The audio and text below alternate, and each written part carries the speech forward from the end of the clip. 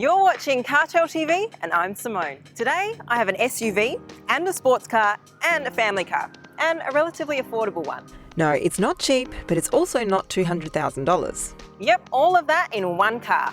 It's the 2018 Mercedes-AMG GLC 43. Sure, it is the V6 version of the AMG car, not the beastly V8 one from the GLC 63 AMG. But unless you actually need a top-of-the-class model for bragging purposes, this one can give you more than enough driving fun. Let's take a closer look. First, the looks. I have to say that it looks rather harmonious. Maybe not to everyone's liking, but there are no features that are considered universally ugly. Okay, it's not the conspicuous coupe version, but even a layman will notice the hints that show the bonnet hides something cool. The first hint could be these cool 21-inch AMG rims. Yeah, these aren't understated by any means. Step back and you'll see a somewhat standard rear, but with a diffuser and 4 exhaust pipes. The front shows a sculpted hood and cool headlights, a design direction that's now seen in most Mercedes models.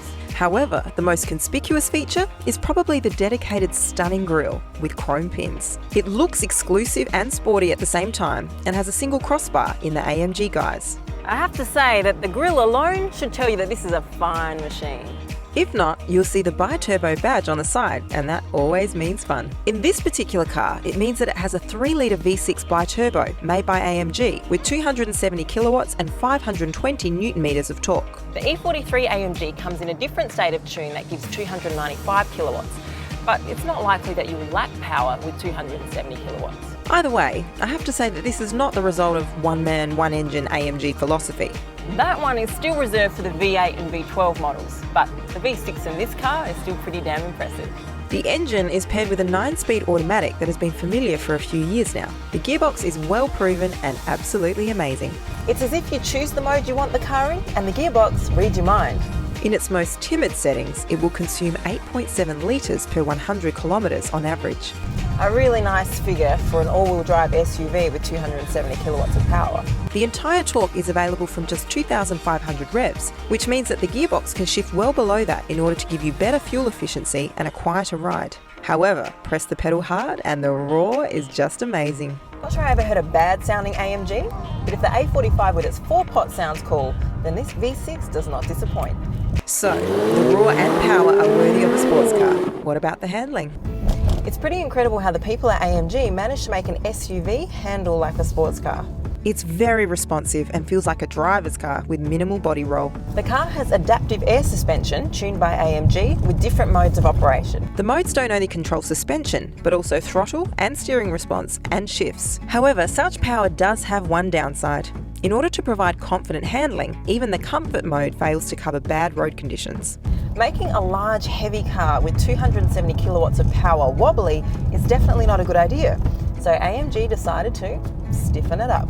In terms of performance, the car launches to 100 in 4.9 seconds and goes to electronically limited 250 kilometers per hour. Another cool driving feature is the 69-31 torque distribution in favour of the rear wheels. This means the GLC 43 can oversteer beautifully. Now, on our dry summer Aussie roads, electronic nannies keep it in check, but wet and snow can prove to be loads of drifting fun in the SUV.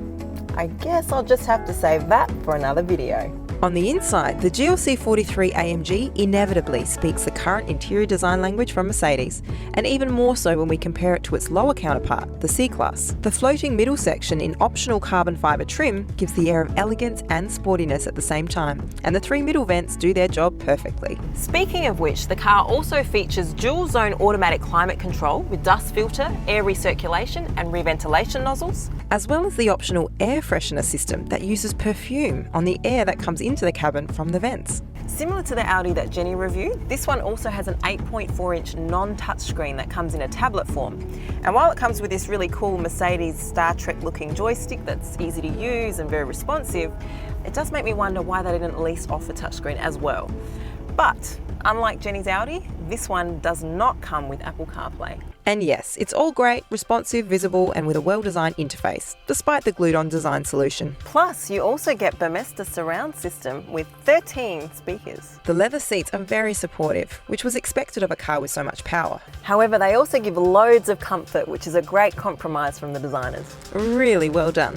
And this red stitching is a really nice detail. The boot gives 549 litres of space, and folding seats flat is incredibly easy since they're spring-loaded with switches that fold them and are located in the cabin as well as in the boot area. All in all, the GLC 43's interior is much like that of the C-Class. Exclusive, pleasant, well-designed and with great materials, and packed with loads of perks such as heads-up display, paddle shifters, voice activation, internet access, heated seats and much more. Simply put, it's a top-of-the-class Mercedes.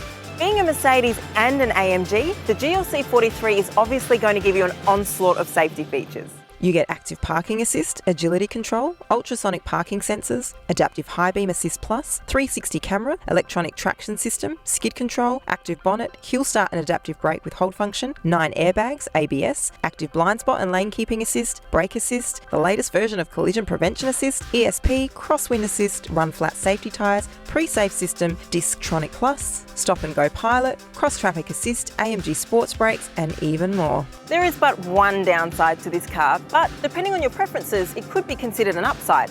It can be a pretty stiff ride on bad roads. However, this is a necessity if you want to control all that power. On good surfaces, it's a joy to drive. And that's about it. In every other respect, this is an awesome car. It is very potent, great to drive, designed really well, especially the GLC Coupe version, packed with comfort and safety tech. Simply put, one great car. The price for this specific model with all of its added extras is about $110,000 by the time you get it on the road. Comparing it to the competitors, only the Macan can try and compete at the moment. However, step up in the AMG lineup and the 476 horsepower V8 GLC 63 AMG easily leaves everything behind. Thanks for watching Cartel TV.